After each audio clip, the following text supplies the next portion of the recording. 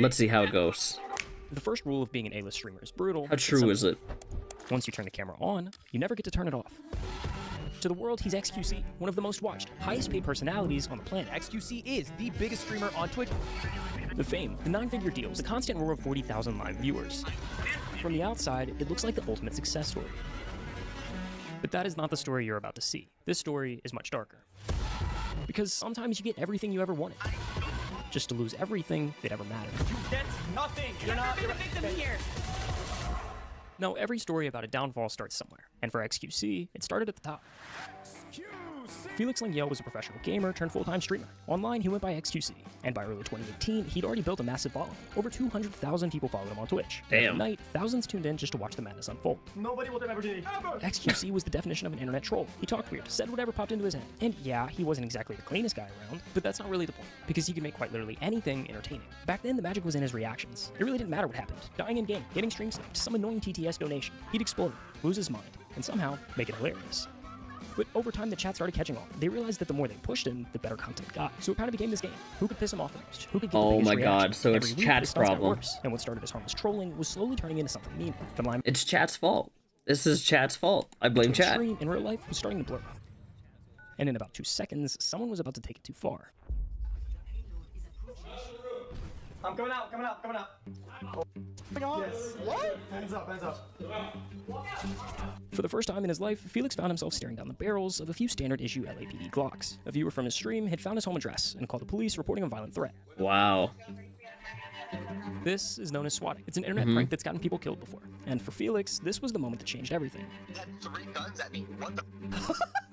He realized that being live meant being exposed, that anyone with a grudge or a twisted sense of humor could reach through the screen and make his real life collapse in seconds. So he started closing doors. No more personal details, no leaks, no risks. His addresses, his circle, and even what he said on stream, all of it got locked down. From that point forward, XQC was split in two. There was the version everyone knew, the chaotic, high-energy streamer who seemed to live entirely online.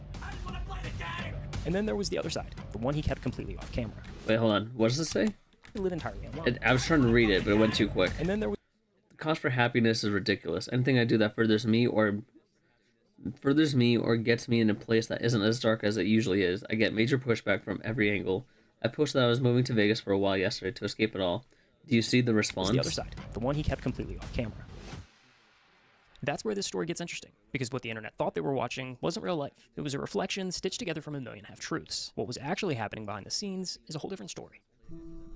With Felix's address being leaked online, he realized he needed to move. He left his apartment and moved in temporarily with a girl he had met just a few months ago. Her name was Sammy, a fellow streamer in the Overwatch community, better known as Adept. With a new setup and a new apartment, Felix once again went live. It's what time is it? 10? I think it's time to go again. And from the outside, nothing looked wrong. If anything, it looked better than usual. Is this working, boys, or what? He was streaming more than ever, laughing more than ever, making more money than ever. Does that look like a shark? Every little month, bit the numbers happier continued to then. climb. The chat was bigger, the clips were everywhere, and Twitch was basically becoming his playground. Eventually, Felix found a new place, something more permanent, and Adept moved in with him. Online, they insisted they were just roommates, but whenever they were on stream together, they didn't exactly look like just roommates. Fix these right up. Oh my god, you really did. It was kind of sweet. Two streamers building a life off of the same madness. They'd joke on stream, sometimes argue a little, but the infinitely parasocial chat would eat it up.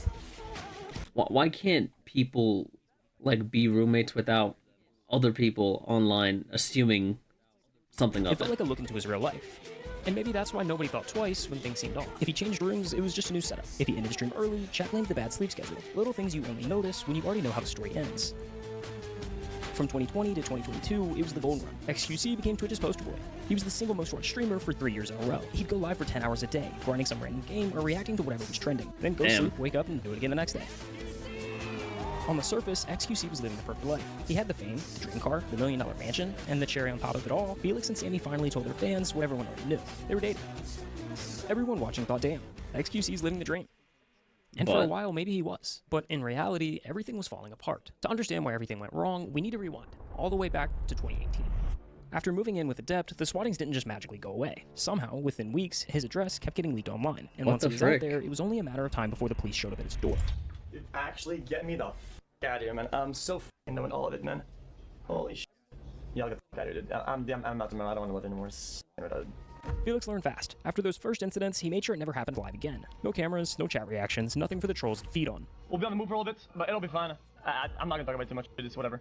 But every time he thought he'd found a safe spot, something would slip. One day he'd be streaming from one place, and the next, somewhere completely different. I'll find a way to get my stuff somewhere that's I can keep it safe. I'll find a way. Sometimes he'd crash at a friend's house, or head back to Montreal to stay with his parents until he could find a new place. But none of it really felt safe. Almost every day, the police came to our house with a full squad.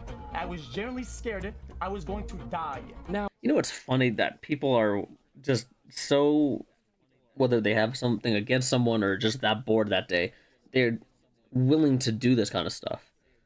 How bored do you have to be on a day to do this to someone? anyone near him, Sammy, friends, family, were in danger solely because he was there with them. Just me being around people like endangers them. It's just kind of like unfair for others. And the worst part, there wasn't really anything he could do about it. The more famous he got, the bigger the audience became, and the more dangerous that 1% of it became too. I don't know what the f is wrong with you guys. I don't know what the f is wrong with you absolute degenerates. Yep. Moving became routine. Every so often came a new house with a new setup, and each time I'm sorry, what is that position? Degenerates. moving became routine. What is this position? That has to be uncomfortable, right? Every so often came a new house with a new setup, and each time it looked the same, a plain, empty bedroom. I just thought if I purchase a home and I'm the only person on the title, it's my home. I thought, what could possibly go wrong? And sometimes I realize like it just doesn't matter, dude. True. I can't have shit. Whether he had an actual setup or not, he'd start streaming regardless. He simply wasn't going to let that 1% of viewers ruin it for the other 99. Over time, he would slowly but surely fill the space. Sometimes it was posters on the wall, or adding a bed, cool lights, or maybe some plants to the stream room. But it seemed like the minute it actually started to feel like a home, like someone actually lived there, the cycle restarted. Okay, Oh well, my I guess God. we'll move again, and we'll start it again, and hopefully, and it probably gonna blow up again.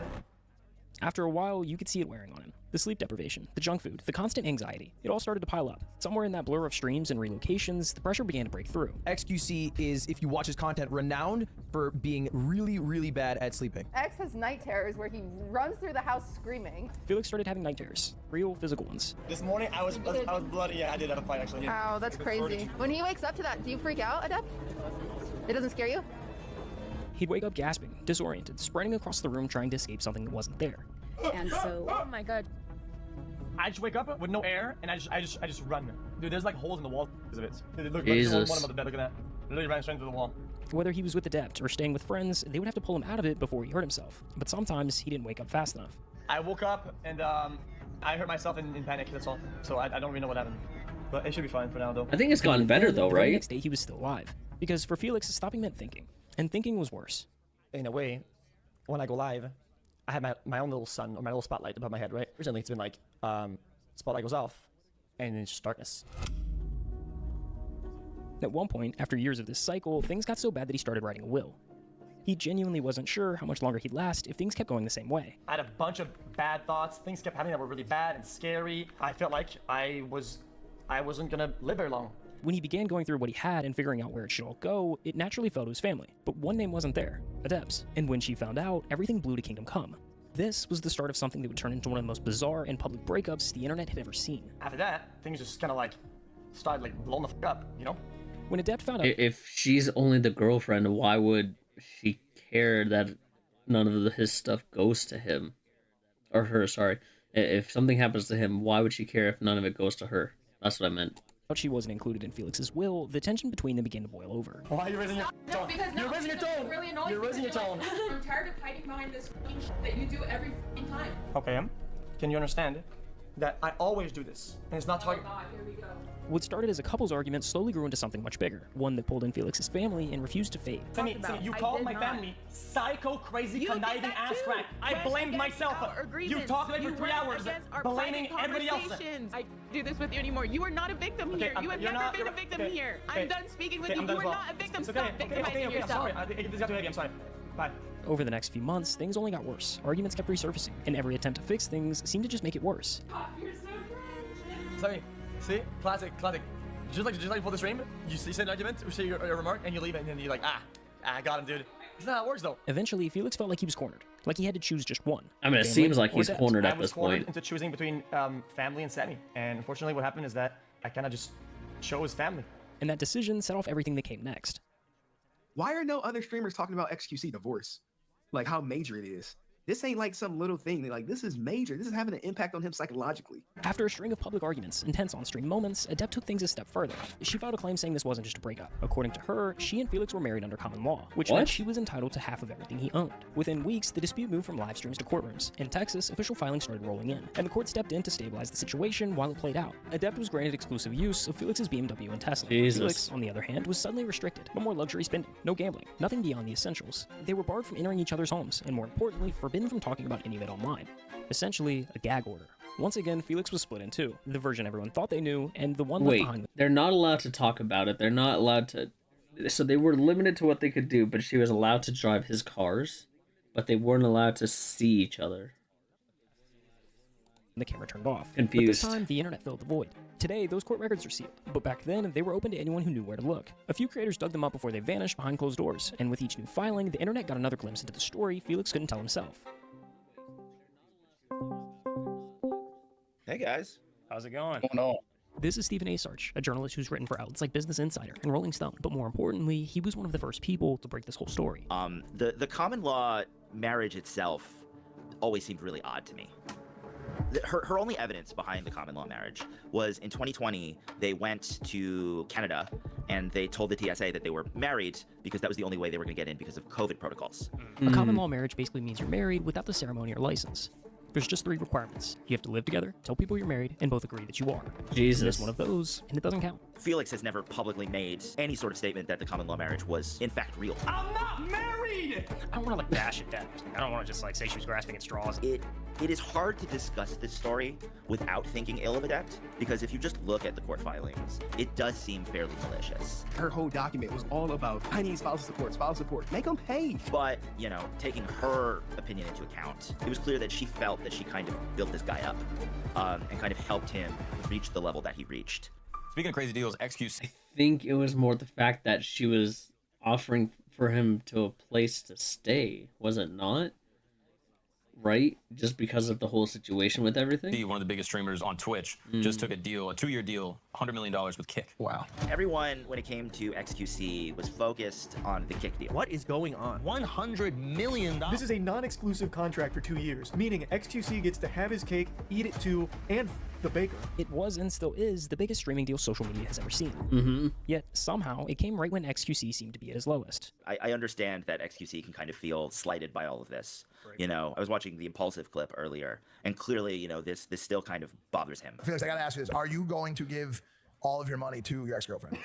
Oh my God. Adept, the person who had been in his life for years, was now the person tearing it apart. The deeper you are invested with somebody, the deeper that you trust them, the harder betrayal will feel when it happens. What started as a conversation about his will, about money, and what would happen if something went wrong, spiraled into something much bigger. And somewhere along the way, Felix lost someone that felt like home. I wasn't the best boyfriend at times, but I don't think anybody deserves to feel that level of betrayal ever. The fallout rolled straight into his family. Words were said, lines were crossed, and even months later, things still hadn't really healed. So he did what he always does when everything falls apart. Go live. Because chat was the only thing that still felt familiar. At the end of the day, all I want to do is go back to this. I don't want to spend time enjoying the thing that this comes with, right? The status or whatever. All that shit is like, it's just noise. It actually is. It's noise. Sometimes he'd go live and talk in circles, half-coded rants about things that he couldn't say. You could tell he wanted to open up. He just couldn't. And the longer that went on, the lonelier it looked. Money just changes people, man. And people say it's changed me. You wanna know why? It wants to do something about me. Everybody around me, just that's all they care about. It's just money shit. When everybody around me starts thinking about it like so much, right? Then it annoys me. Because there's me right here. And he's definitely right. Money does change people. It changed him, but it changed him to the fact that where he's comfortable with himself, but other people are trying to use him for it, as most people would. Everybody's next to me, and everybody's looking past me to whatever I have. It's like, okay, well, how do I get the focus back on me? I'll just burn it then. Like that's kind of like logical conclusion almost. Sometimes it feels like I'd have none of the problems I have now if it wasn't for that. Over time, the streams got shorter and less consistent, but the outbursts and the drama grew. It was like watching someone set fire to the parts of their life that still worked. I didn't change for the longest time, and it felt like that's all people wanted. So yeah, I bought really dumb shit. I wasted money on the stupidest thing I could ever find. I would rather see that money go up in flames on useless than being in it, giving to people that's all they care about. After months of filings, restrictions, and silence, it finally ended. The court dismissed the case. Claims were dropped. No more orders. No more waiting. For the first time in nearly a year, Felix could finally speak again. They just gave me the news that I was no longer in any significant legal battle, and it's all over. After months and months sitting in the dark, I actually had something or somebody tell me and validate that my brain was rooted in reality. In the end, Felix never really escaped the chaos. He just stopped letting it define him. The cameras are still there. The chat still moves a mile a minute, but he's not hiding behind it anymore. When he goes live, it's not to fill the silence. It's because he actually wants to be there. Now he wants to be there. The line between XQC and Felix will probably always exist, but for the first time, it doesn't feel like a mask. It feels more of like a balance. He can log off, disappear for a while, and the world keeps spinning. The stream doesn't have to be his whole life anymore. And maybe that's the real win. Not the contracts, not the numbers, not the record-breaking deals, but finally being okay with just being himself. I mean, it's definitely heartbreaking, and I think that's what made him the loneliest, is because of what he went through. But at the same time, he's got a whole bunch of people who love him. So is it really lonely, or is it just the feeling of it that makes him lonely? I don't know.